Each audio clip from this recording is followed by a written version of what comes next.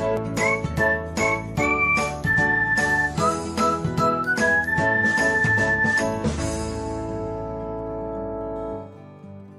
everyone, welcome back to another episode of Technologyglance. Today in this video, I am going to guide you through how you can turn on Explore notification on Emo. So, let's get started. Firstly, open Emo app in your device. Then tap on profile icon. Next tap on settings. After that tap on functions. Then you can see the option of Explore.